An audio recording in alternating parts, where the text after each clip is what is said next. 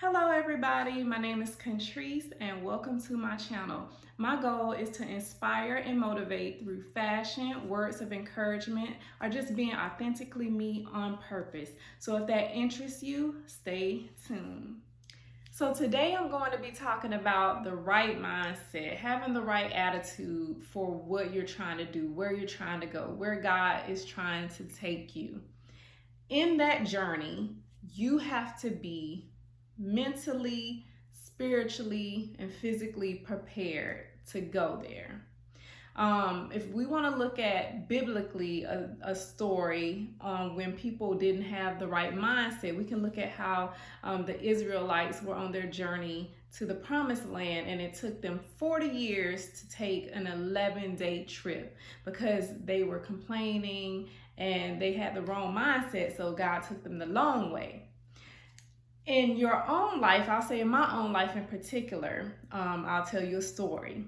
When I was like 37 years old, I have always been really big on my appearance as far as like staying in shape and things like that. I was in the military, so it was kind of second nature for me to want to stay in shape. But I decided at 37, for my 38th birthday, that I wanted to be in my best physical shape by the time I was 40. And I made that challenge and that promise for myself. But God decided to take it a step further. He started presenting these things in me and to me that I needed to work on. And it was during this time period that I was diagnosed with PTSD. I started going to therapy. I started getting closer to him spiritually and just having a really good relationship with him. And I've always had a relationship with him, but this was like a very close spiritual, like me and him type relationship. And so while I was looking at wanting to just work on my physical appearance, God wanted to work on the total package. And a lot of times people focus so much on the external and not work on the internal. And that's why you have so many beautiful people, beautiful women that are all about the outside, but they don't have anything to offer internally, and their heart is not pure. And you're never going to get too far. I don't care how many likes or followers or subscribers or whatever you have. If your heart is not pure and God isn't in it, then none of it matters. So the right attitude is to work on yourself internally just as much as you do externally. Also, another thing with having the right attitude or the right mindset is really not caring about what people think about you or what they think about what you're doing or what you have going on in your life and the goals that you're trying to accomplish. It should be mostly about what you care, but all about what God wants you to do. So as long as you two are on the same page, it really doesn't matter what other people think. Also, having the right attitude is so important to be accountable.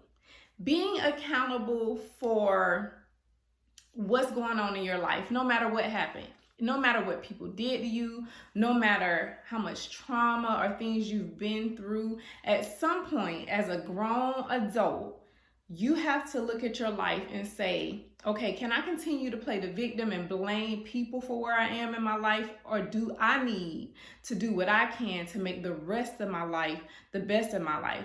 Because there are so many people that are stuck in the woe is me victim mentality that they really aren't striving and being the best that they can because they are okay with just blaming other people. Joyce Myers had this quote that I love, and she said, some people don't want to be helped. They want to be rescued. And you can find that in so many people. You probably know people like that, where they talk about this happened to them and this happened to them, and they live in that for all of their lives and use that as an excuse to not be their best selves. So you cannot have that victim type mentality. You really have to take accountability for your life and just say, hey, that happened to me. That isn't me. or I did that, that's not me, and move on. Like you can't stay stuck in one space forever. Even when I was diagnosed with PTSD, I was thinking, okay, so now what do I need to do now to have the best quality of life that I can?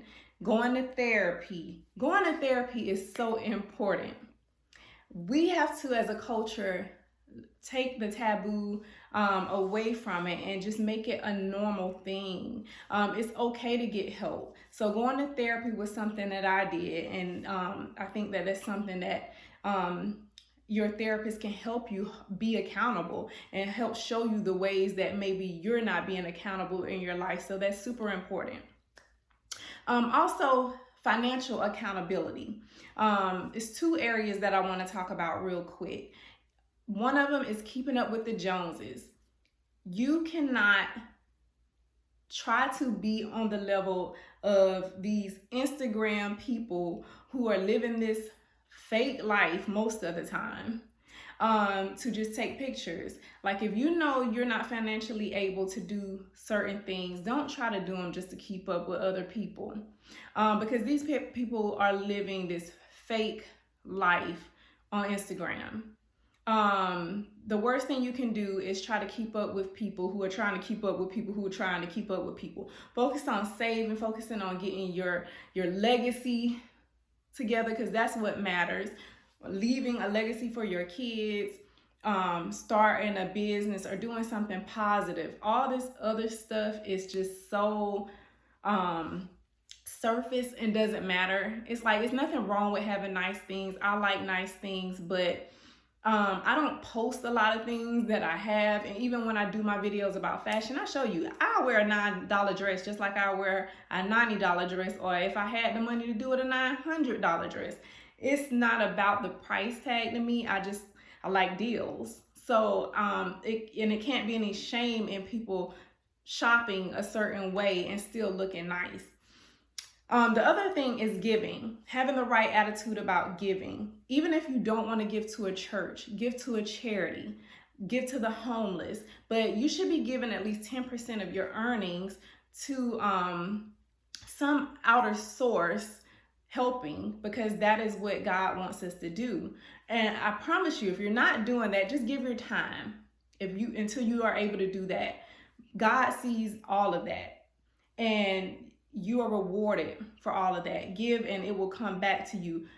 Good measure, pressed down, shaken together, and running over. And please believe, I am saying that from my own life. I've had times where I questioned whether I wanted to stop tithing or not. And it was in that time period that I questioned, but I didn't stop. That was when God really started blessing my life abundantly. And I'm not talking about just financially, but I'm talking about knowing that He can trust me. He can trust me. So you'll start to see little miracles and different things happen in your life when He feels that He can trust you. So if you don't want to give to a church, give to a charity, just give, because He's only asking for 10%.